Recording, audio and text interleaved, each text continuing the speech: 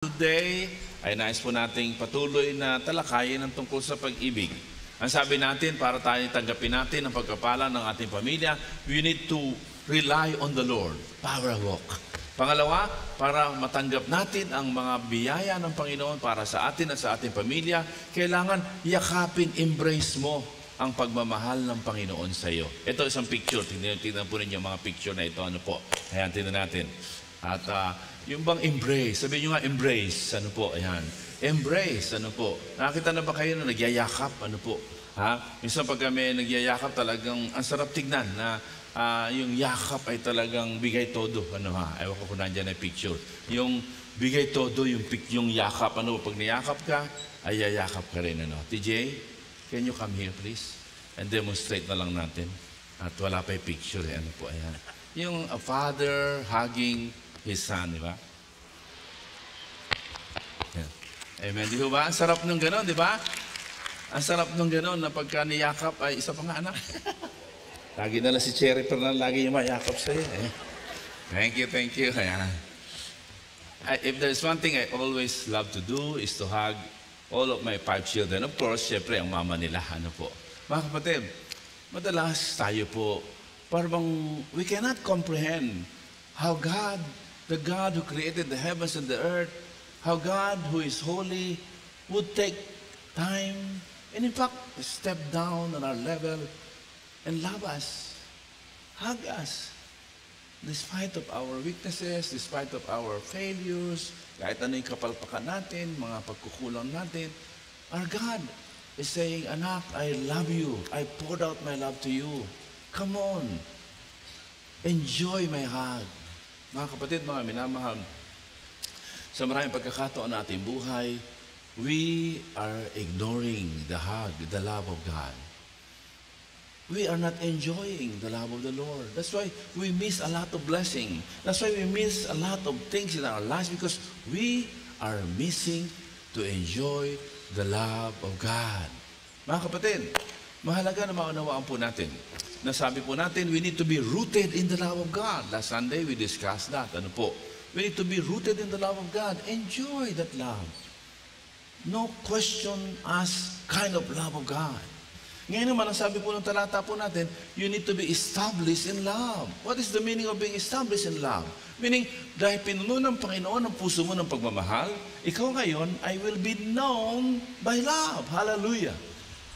Gaya na sabi ng Panginoon, kayo aking mga alagad. At kayo, dahil kayo mga alagad ko, napakahalaga sa John 13:35, sabi nila, by this, everyone will know that you are my disciple if you what? Love one another. Because love has been poured out unto your heart, you can love other people. Hallelujah. You have no alibi that is acceptable enough for you not to love because God was the one who poured out His love on you. Or maybe because you're ignoring His love. Maybe because you are not enjoying His love. If not ignoring, you are not enjoying. You are not allowing yourself to be satisfied with the love of God. That is the reason why you are finding it difficult to love. But the Lord says, you are my disciple. And I love you. And because I love you, you will be known by love. Hallelujah. Kaya mga kapatid, sino dito ang tagasunod ni Jesu Cristo? Can I see the hands? Pwede mo pumalakpak ang mga tagasunod ni Cristo. So it's not about your decision to love. It's about the very nature of your new heart. Your new heart ay pinoured out ng pagmamahal, parang poso. Dahil sinalubungan ka ng tubig, habang binobomba, ay dahan-dahan, lumalabas ang pagmamahal. Whether you like it or not, sinalubungan ka ng pag-ibig. Sino ang nagpapasalamat dahil mahal siya ng Panginoon? Sumigaw nga ng malakas na amen. Sumigaw nga ng malakas ng amen. Wow, malakas na ba yan? Pambihira, para hindi kayo niniwala. Sino niniwalang mahal na mahal siya ng Panginoon? Kahit na anong kapalpakan mo, kahit anong kamalian mo, kahit anong diferensya mo, ha? Kahit anong diferensya mo, mahal na mahal ka. And therefore, our message today ay nananawagan na hindi lang ma-rooted tayo, ma-establish tayo. Let us be known by love. Makilala tayo sa pag-ibig. Pero let us talk about this. Dahil baka ako magkamali tayo dito. The Apostle Paul, is very clear in Romans chapter 12, verses 9 to 11, our passage today. Tungkol sa pagmamahal, ang sabi niya, let your love be sincere. Maraming pagkakataon na ating buhay, mga kapatid, we have encountered people who claim to love us, pero hindi naman sincere. Meron na ba nakaranas ng ganon? Sino nakaranas ng ganon? Mahal daw siya, hindi naman sincere. Meron na bang ganon? O nahihiya pa? Sino kataas ng kamay? Taas ng kamay. 1, 2, 3. Sino pa? Come on, ha? Yung even parents who say they love their children pero hindi sincere. Or even kapatid who love their brother or sister pero hindi sincere. O asawa who say, I love you pero hindi naman sincere. O kaibigan. Or even grandparents. Or even uncle and auntie. There are people who claim to be loving us, and yet when you look at their kind of love, they are not sincere. And the Apostle Paul is saying, hey, don't just be known by love. Be known by the sincere love that God has given you and me. Hallelujah. Isang sincere na pagmamahal. Sino dito ang gusto ng sincere na pagmamahal? Taas ang kamay, dalawang kamay. Sigaw tayo, sincere love. Kakilakasan, sincere love. Thank you very much today. Maraming mga ang politiko na sabing, mahal nila ang bansa nila.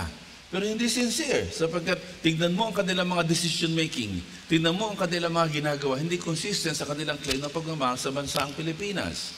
Kaya mga kapatid, mga minamahal, the Apostle Paul is very clear that we must be known by love. But hey, wait a minute. It's the sincere love that God is expecting from all of us. And what is a sincere love? Well, ang sabi ni Apostle Paul, number 1, sabi diyan, let your love be sincere. At anong kasunod? Hate what is evil. Cling to what is good. Yan po ang sabi, love must be sincere. At anong ibig sabihin ng sincere love? Number 1, pakibasa. Mga kapatid, mga minamahal, may the Lord speak to our hearts. Ano po? Kung talagang nagmamahal ka, yung pagmamahal mong yan ay naauwi sa pagtutuwid. Ano po, mga kapatid, mga minamahal? Sa pagbabago. It has to be a transformative love. Na dahil sa pagmamahal ay nagkakaroon ng changes and development. Hindi pagmamahal yung nagtotolerate. Ano po? Sabi po ng 1 Corinthians 13:6 ay napakaliwanag, yung pong love chapter. Ang sabi, love does not delight in evil, but rejoices with the truth. Meaning, kung ikaw magulang at yung anak mo hindi gumagawa ng hindi tama, nagbabastos sa matatanda, you have to do something. Ano po? Hindi mababawasan ang pag-ibig mo sa anak mo na nagpapakita ng kabastusan. Pero you need to talk to your son and daughter or son and say, anak, hindi dapat na ginawa mo ang pag-iisnab sa nakakatanda sa iyo. Yun po. Hindi maganda yung narinig kong salita mo. Mahalaga po ito. A behavior uncorrected is actually tantamount to tolerating it. Ano po? Kaya kung nagmamahal ka, kailangan handa ka na magtuwid. Ano po? Handa ka na magtuwid kung ikaw ay nagmamahal, mga kapatid. Mahalaga po ito. Alam niyo, masarap yung love. Tapos may mali, hindi mo papansinin kasi mahal mo. Mga kapatid, the Bible is telling us that is not the sincere love that God wants us to be known about. The kind of love that God wants us to be known for ay yung pagmamahal na sincero, transformative. Pakisabi niyo nga, transformative. Catalyst, catalyst, mga kapatid. Si Joseph, nung siya ay winalanghiya ng kanyang mga kapatid at nung panahon na siya inangat na ng Panginoon, ay hindi niya kinalimutan yung kawalanghiyaan ng kanyang mga kapatid. Pero hindi siya bitter. Hindi siya bitter. Pero hindi niya kinalimutan. Ang sabi niya sa Genesis chapter 50 verses 19 to 20, but Joseph said to them, don't be afraid. Takot na takot kasi mga kapatid niya Dahil namatay na yung tatay nila, baka siya balikan. At ang sabi ni Joseph, do not be afraid. Am I in the place of God? You intended harm for me. You intended to harm me. Mga kapatid, let me be very clear about it.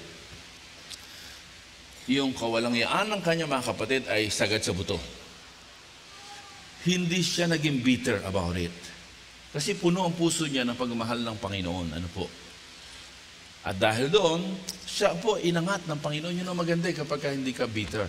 Pero hindi porque ikaw ay nagmamahal, kakalimutan mo yung mga mali.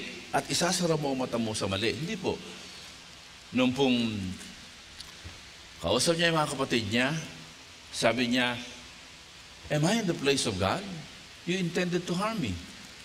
So, makakaliwanag. Hindi nasisira yung sense of right and wrong ni Joseph just because he is a man of love. Pagkaman sabi niya po sa bandang huli, na yun yung famous, yung bandang huli, ang sabi niya, God intended it for good to accomplish what is now being done, the saving of many lives. So, yun ang famous eh. And that is really very important sa nagmamahal. Pero I would like you to take note. Ang sabi ni Joseph, am I in the place of God? You will answer to God, not to me. Ano sabi ng Panginoon? Do not take revenge.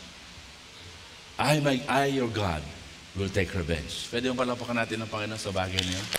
Kaya kung may mga nang nalbahi sa iyo, may mga nang api sa iyo, kamag-alala, ang Diyos ang bahala sa kanila. At pag nag-usap kayo, kung sabing, hindi na, wag mo na alalahanin yun. No, you did me wrong. Yun po, mahalaga po yun. And that is love. When you make people realize what they have done is wrong. Because love never tolerates wrong. Am I correct? Kasi kung minsan tayo dahil nagmamahal, kinakalimutan mo na, And therefore, we are not able to correct people. We are not able to rebuke people. Mga kapatid, mga minamahal, may the Lord speak to our hearts. Anong sabi ng Proverbs? Yun daw pong open rebuke is better than secret love. Mga kapatid, mga minamahal, may the Lord speak to our hearts. Meron po akong movie clips, maybe di ngayon na natin ipakita, tungkol sa magkakaibigan. At dapat sa point ko ito papakita. I would like to show it now. Let's watch this movie. Tungkol sa magkakaibigan. Tungkol sa isang abogada na naging other woman. At una sabi niya, hindi ako gagawa ng mali. Alam ko ang tama at mali. Pero napunta na siya doon sa difficulty. Can we show the movie, please? And let's see if that can be shown. This is very important.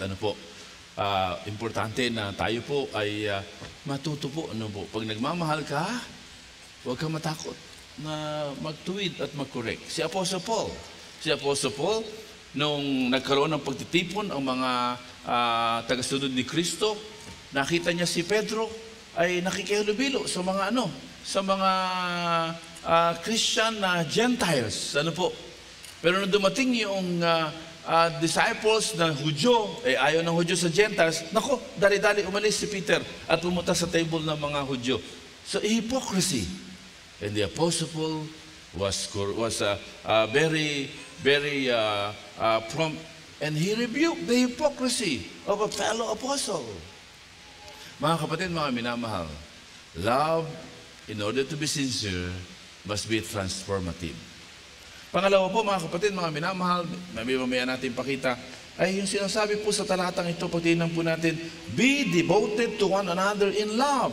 Honor one another above yourself. So, part of sincerity ng pagmamahal ay yung devoted to one another in love. Honor one another above yourself.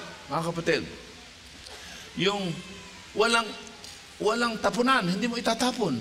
Hindi mo tatapon.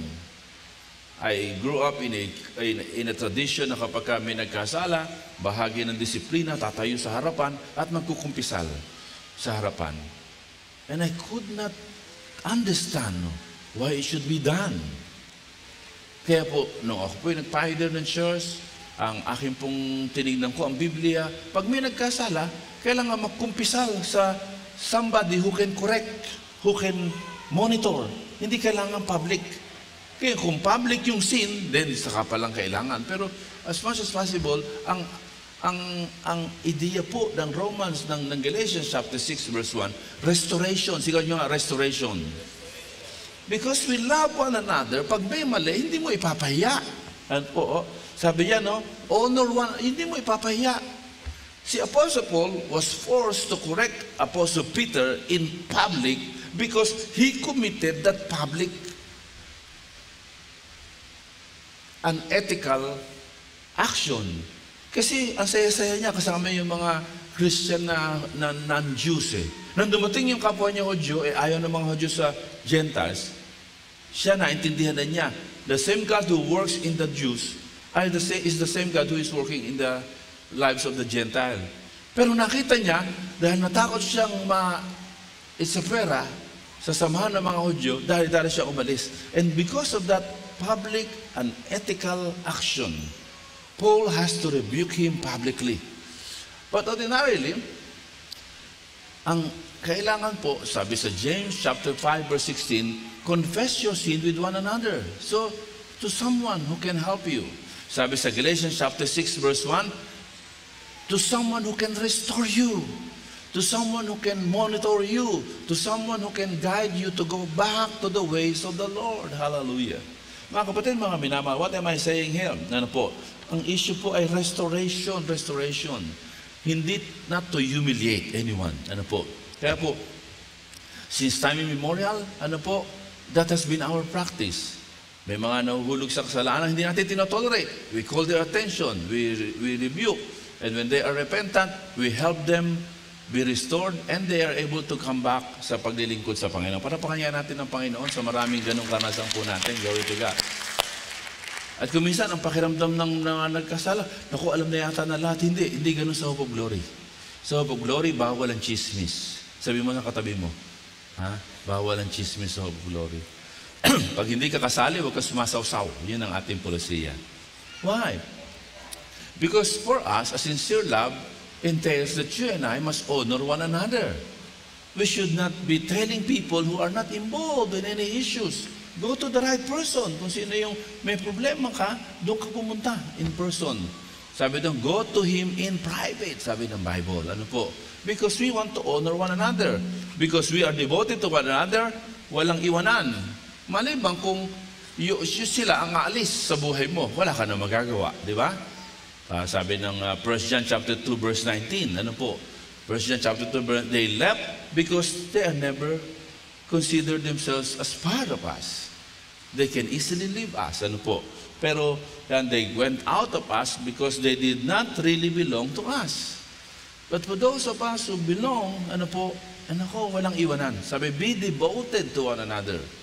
Honor one another. Hallelujah. Kaya importante po, love must be demonstrative. Everybody say demonstrative. Ipapahayag mo. Hindi pagmamahal yung sinasarili. Kaya sabi ng 1 John chapter 4, there is no fear in love. Yung secret love is never love at all. Alam mo, mahal ka niyan eh. Kaya lang secret love lang. Kung hindi niya kayang ipahayag yung pagmamahal niya, huwag kang umasa. Nandiyan ho ba yung mga dalaga? Mamaya meron tayong totga. Ano po? Ha? Kung hindi niya sinasabi direkta na mahal ka, huwag kang umasa.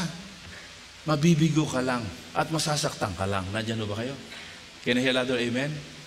Kailangan yung pagmamahal sinasabi, pinapahayag. Kaya tinuturo sa atin yung 5 languages of love, di ba? Na ina-affirm, pinaglalaanan ng oras, nagbibigay, nag-acts of service, at nag-touch, 5. Ano po? Pinapahayag. Pero pag hindi pinapahayag, huwag ka nang mag-ilusyon na mahal ako niyan. Kaya lang hindi siya marunong magpahayag. Kapatid, gising. Kung may katabi kang dalaga, binata, sabi mo, gising, ha? Pag hindi pinapahayag, duwag. Hindi nagmamahal yan. Mga babae, mga dalaga, pwede mo tumayo mga dalaga? Pakita yung mga dalaga. Palakpakan natin ang ating mga magandang binibini. Mga dalaga. Dalaga, please. Nasaan yung mga dalaga natin, ha? Yun. House light yan. Mga dalaga. Ba, konti ng dalaga natin? Pambira, ha? Ay, mga dalaga, please. Hindi tayo, yan. Okay. Praise the Lord. Manatili kayo nakatayo. Isa pang palakpak sa mga dalaga natin. Praise the Lord. Hallelujah. Pwede ba mamaya pipicture natin yung mga dalaga at ating ilalagay sa Facebook? Mga available. Pero, available but not assuming. Amen? So kayo mga dalaga, ha? Pag yung nagpapahatid hangin, ha? May pahatid hangin. Alam mo, ang ganda mo. Alam mo, bagay ang damit mo. Kasi wala mang takas ng loob magsabi. Sabi mo na masisinan, sabi mo, anong ginagawa mo? Ha? Duwag ka ba? Ayan. kailangan gisingin ng mga lalaki, ng mga duwag. Ano? Amen? So, at kayo, kompleto kayo sa pagmamahal ni Kristo. Tandaan ninyo. May boyfriend o wala, kompleto kayo. Can you hear another amen from you? Palapakan natin muli. Thank you very much. You may now be seated. So, importante, love to be sincere must be demonstrated, demonstrative, by honoring each other, ano po, by putting value to one another. Kaya alamin mo yung love language na minamahal mo, i-demonstrate. Ano po? Sa Proverbs chapter 4, verse 18, ang sabi no, there is no fear in love. Sa Galatians 2:20, ang sabi, ay dahil sa pagmamahal ni Kristo, binigay niya ang buhay niya sa atin, kaya ibinibigay ko rin ang buhay ko sa Kanya. Dine-demonstrate. Love cannot be love without being demonstrated. Sa 2 Corinthians chapter 8, verses 5 to 7, ano po? Ang sabi diyan, 2 Corinthians chapter 8, verse 5 to 7, and they exceeded our expectation. Ano po? They exceeded our expectation. Ano po? 2 Corinthians 8, 5, 6, and 7. They gave themselves first of all to the Lord, and then by the will of God also to us. So we urge Titus, just as he had earlier made the beginning, to bring also to completion this act of grace on your part. But since you excel in everything, in faith, in speech, in knowledge, in complete earnestness, and in the love we have kindled in you, see that you also excel in the grace of yun. Okay, cannot say you love somebody, but wala ka man lang binibigay, wala ka man dine-demonstrate. Ano po? Maybe hindi mamahalin. Ano po? Maybe hindi mamahalin. You cannot say you love God. God said, mahal niya tayo, kaya for God so loved the world that He gave. Kaya tayo naman, nagmamahal sa Diyos, so we give. Ano po? Kaya even yung grace of giving, nais ng Panginoon that we do that out of love. Mga kapatid, when was the last time you demonstrated your love? Sa asawa mo? Sa anak mo? O sa magulang mo? Ang mga kabataan mo, lumalaki na, para bang hindi na nagpapahalaga ng pagmamahal, hindi na yumayakap sa magulang. Si Pastor TJ noong nagkolehiyo, aba, hindi na nagbe-bless sa akin. Ano po? At sabi niya, kiss na lang, Papa. Sabi ko, well, I enjoy that. Pero gusto ko pa rin yung bless. And readily, my son began to practice again yung pagbibless. Mga kapatid, mga magulang, huwag niyong bayaan na ang inyong anak ay hindi nagpapahayag ng pagmamahal sa inyo. Ano po? Pwede mo sabihin na lulungkot ako dahil hindi mo na nahihiya ka na ipakita ang pagmamahal mo sa akin. Mga kapatid, may the Lord speak to our hearts. Love must be demonstrative. Number 1, love must be transformative. Love must be demonstrative. When was the last time you demonstrate your love sa iyong mga mahal sa buhay? Pangatlo po. Ano po? Tinan po natin. Pangatlo, sabi diyan, never be lacking in zeal, but keep your spiritual fervor serving the Lord. Love must also be responsive. Hallelujah. That because of the love of God, we will be zealous in serving the Lord. Hallelujah. Sino nagmamahal sa Panginoon? Sumigaw ng amen. So kung talaga tayo nagmamahal sa Panginoon, you don't only enjoy na ikay naligtas, ikay pinatawad, kundi you will now begin to make a commitment to serve the Lord. At hindi lang service to the Lord. Sabi diyan, zealousness. Talagang masigasig. Kaya tayo nagpapasalamat sa Panginoon sa marami nating kapatiran. Ano po? Mag-worship na 9 o'clock. Tapos pupunta na doon sa ating missional services. Praise God. Ano po? At on March 3, ay magpapasimula tayo ng gawain sa C&B Mall, dyan sa Valenzuela, sa Malinta. Sa likod lang ng fire station. Ano po? Merong bagong mall dyan. At sa darating pong March 3, meron tayong family convergence. Lahat po ng mga dumalo ng Nothing's Gonna Stop Us Now, kasama yung kanilang anak, kamag-anak, lolo, lola at kaibigan, we will gather together there at magkakaroon tayo ng Nothing's Gonna Stop Our Family Now. Wow, praise God. Nothing's Gonna Stop Our Family Now. So, 4 o'clock po yun sa March 3. Ano po, we will have family convergence doon po sa C&B Mall sa Malinta. Pag lampas mo ng Malintang gano'n, kakaliwa ka lang. Kaya lang one way yun. Kaya iikot ka doon sa may fire station, tapos naroon po yung mall. At we hope to see you and your invites doon. Ano po? At doon, ating pag-uusapan na kailangan sa pamilya ay responsive tayo sa pagmamahal ng bawat isa. Ano po? Yung mga anak, minahal ka ng iyong magulang.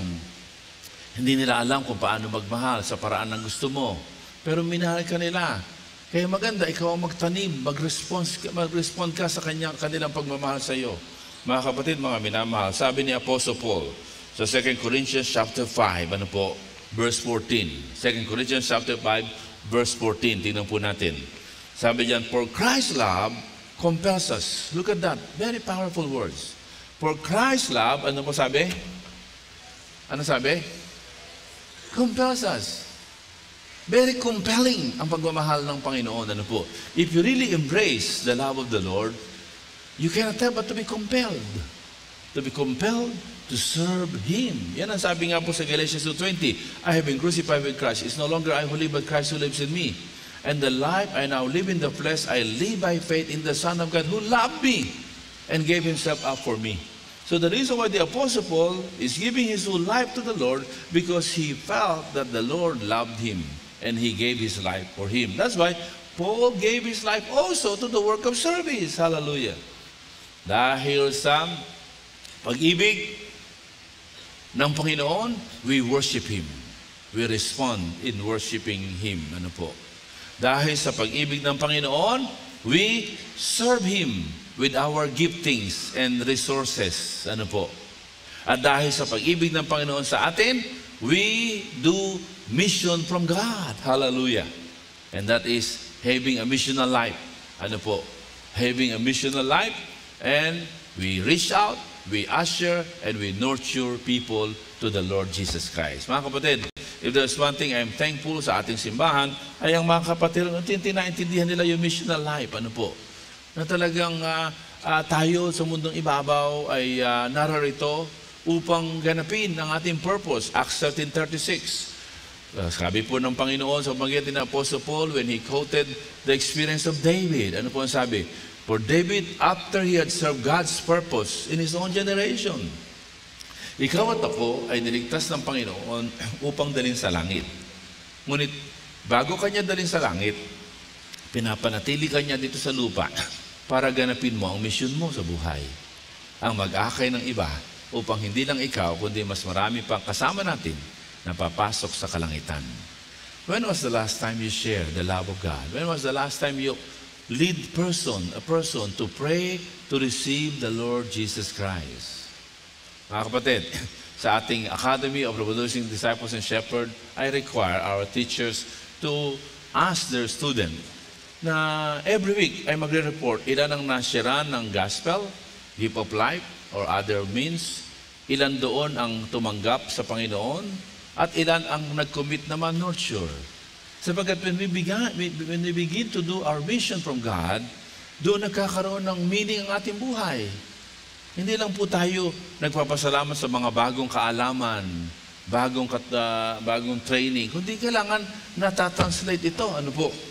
Maghapon akong nagturo sa BSU, sa College of Law, and I thank God for the life of Dean Nenet, and also for the Chief Justice Renato Puno, who encouraged me to accept the invitation to teach. And I was talking to my students, and many of them are actually successful in their chosen career. One of them ay PhD holder, ano po, at a principal, ano po, at I enjoy listening to them. And I encourage them that BSU College of Law, under the leadership of Dean Nenet, does not only want BSU to continue to produce brilliant lawyer. In fact, we thank God dahil ang BSU ngayon ay talagang kilalang-kilala po under the watch ni Sister Nenet, dahil nakasama tayo sa top notch, top 10, ano po, nakasama sa top 20, nakakaroon ng record na 100% passing. Pwede palapakan natin ang Panginoon sa bagay na yan. We are very thankful at our own sister is leading that. Ano po.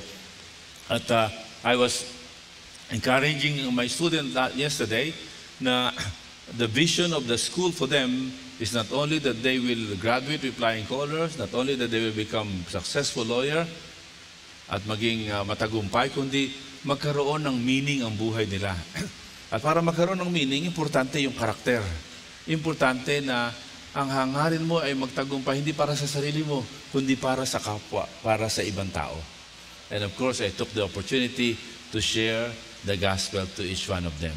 And I thank God because they were very responsive when they understood. And it's not about religion. It's about the love of the Lord and responding to the love of God. Kaya I said, when you practice a law, sabi ko sa kanila later on, when you become a lawyer, you must remember that you do what you do in response to the love of God that you have received. Not because you are driven to become rich, to become successful, but because you are grateful for the love of Christ in your heart. How about us, mga kapatid? Are we responsive enough sa pagmamahal ng Panginoon sa atin?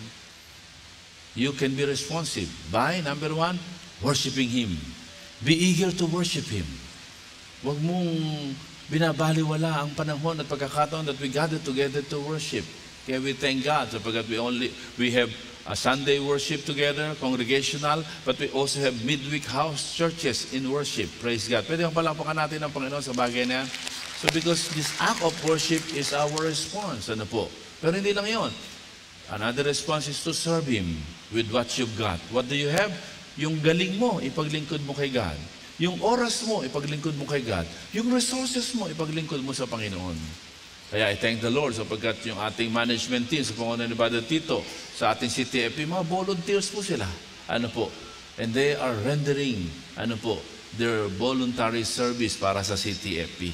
And sila ay ilan lamang sa napakaraming kapatiran natin who has been responding to the love of God, who are known by their sincere love because they cannot afford not to respond to the love of the Lord. Hallelujah. At panghuli nga po, sabi natin, you respond in a mission, in doing mission, in ushering people to the Lord. Mga kapatid, mga minamahal, sabi ng Apostle Paul, let your love be sincere. So hindi lang po nais ng Panginoon that we will be known by love. The Lord wants us to be known by sincere love. Can we say it together? Sincere love. Sabi ng 1 John chapter 4 verse 19, we love because He first loved us. Hallelujah. So the kind of love that we will give is the kind of love that we receive. And the kind of love that we all receive is a sincere love because the love of the Lord transforms us and continue to transform us. Mga kapatid, the love of the Lord, hindi lamang transformative, kundi demonstrative. Nakita natin kung paano niya ibinigay ang sarili niyang anak. He did not spare His own Son. He gave His best. At the kind of love that we receive is a responsive love. Ano po? Pag-ibig that you cannot afford not to respond to. Kaya sabi ng Romans chapter 2 verse 14, ano po? His kindness, His loving kindness leads you and me to repentance. So not by blaming us, yung papakita mo yung pagkakamali ng tao, kundi buhusan mo siya ng sincere love at hindi siya makakali. Hanggat hindi siya nagsusukli. Sigaw niyo nga sukli. Lakasan niyo sukli ng pagmamahal. Kaya mga kapatid, mga minamahal, kapag tayo bumibili at sobra ang bayad, binabalik yung sukli. Di ba? Marunong tayo magbalik ng sukli. Ganun din po mga kapatid. Ang pagmamahal natin sa Panginoon ay sukli. Natin. Ibig sabihin, mas maliit yung kumpara sa talagang transaksyon. Hindi natin kayang bayaran. Hindi natin kayang bayaran. So kaya sukli man lang, ibalik mo. Ipaglingkod mo ang iyong buhay sa Panginoon. Mga kapatid, have you loved your loved ones with sincere kind of love? When was the last time you become instrumental in rebuking a dear friend one-on-one because you love the person? Are we ready for the video? Ayan. Can you afford to love someone with a transformative love? Or can you afford to be thankful for the rebuke of the one who loves you? ito po ay abogada, matalino, at sabi niya, hindi ako gagawa ng mali. Alam ko ang tama at mali. But because of emotional involvement, yung utak na wala na sa katinuan, and she needed a dear friend to give her a transformative love. Meron ba mga tao sa buhay mo na binibigyan ka ng transformative love and you are resisting? Meron bang mga tao na nangangailangan ng transformative love mo at ikaw naman ay nawawalan ng loob? Ikaw ay gagamitin ng Diyos to awaken that loved ones. Mga kapatid, mga minamahal, how much are we enjoying the love of the Lord? Is it enough for you to develop the same sincere love? Or because you are not enjoying the love of the Lord, that's why you are not able to give the sincere love? I would like to call on again my son, Pastor TJ, for another demonstration. Ayan. I-enjoy ko na kasi lagi si Cherry pero ang yakap nito. So ganito po ang nais. When God, our Father, loves us, hugs us, God wants us to hug Him back. Pero kung minsan, ang nangyayari, habang hinahag tayo ng Panginoon, at tayo ay baliwala lang. Yakap-yakap tayo ng tatay natin, pero ikaw nakahalukik ka pa, nakatingin ka dun sa iba tinitingnan mo. Di ba?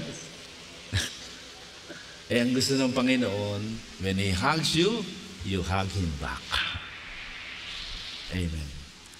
Would you like to hug our God back? Panginoon, salamat po.